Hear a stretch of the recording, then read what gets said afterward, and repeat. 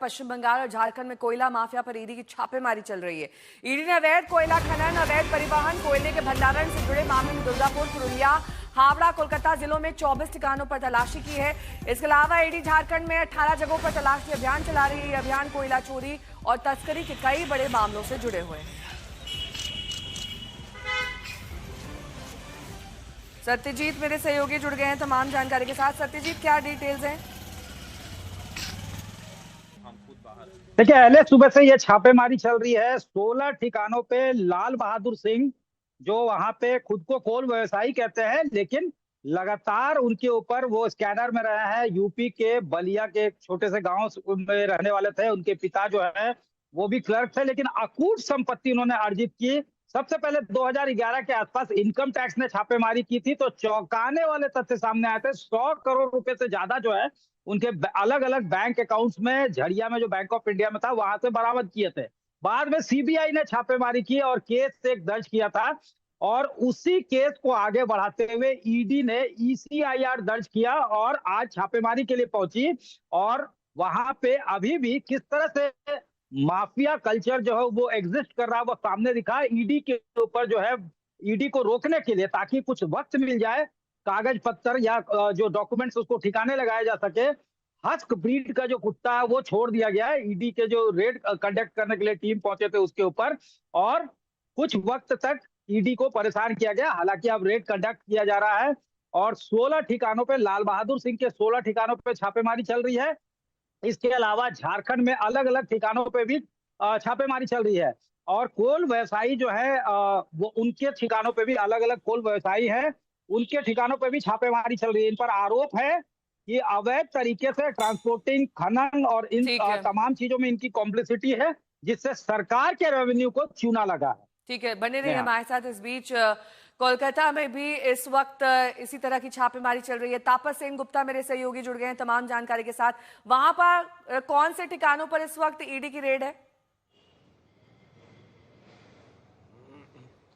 जी देखिए, कोलकाता और पश्चिम बंगाल के कुल मिलाकर 24 ऐसे इलाके हैं जहां पर एनफोर्समेंट डायरेक्टरेट के इस समय रेड चल रही है। जहां कोलकाता के सॉल्ट लेक इलाके में 2 जगहों पर छापेमारी चल रही है। इसके अलावा पुरुलिया, हावड़ा, कोलकाता के तमाम कुछ जगहों पर छापेमारी किया जा रहा है। मूलतः जो बताया जा रहा है कि यहाँ पर इलीगल कोल ट्रांसपोर्टेशन और स्टोरेज का केस रहा है और पहले ही इस मामले पर कई बार छापेमारी की गई है।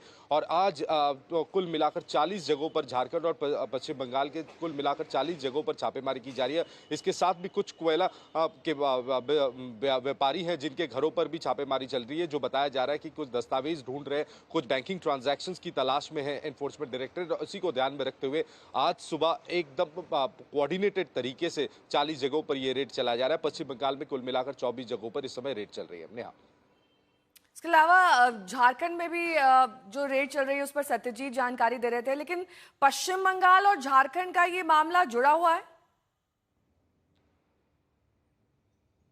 हाँ, ठीक जो है ना, ये कोल इंडिया का जो हेडक्वार्टर्स है वो कोलकाता में है।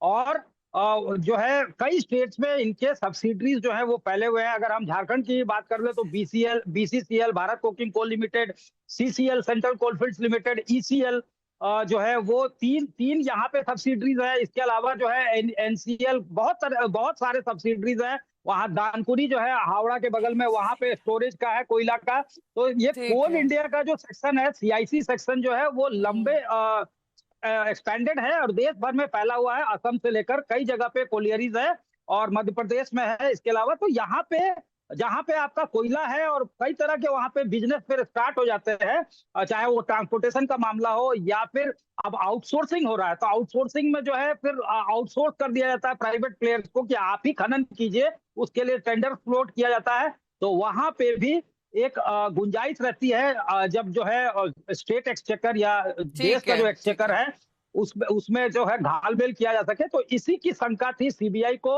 और आईटी ने सबसे पहले लीड दिया था जब लाल बहादुर सिंह के घर से 100 करोड़ यानी उनके अलग अलग बैंक अकाउंट से 100 करोड़ रुपए जो है वो बरामद किया गया था। और उनकी प्रॉक्सिमिटी बताई गई थी एक बड़े वहां पे घराने से जिनका दबदबा हुआ करता था। तो धनबाद में जो कल्चर है वो तमाम जानकारी के लिए आपका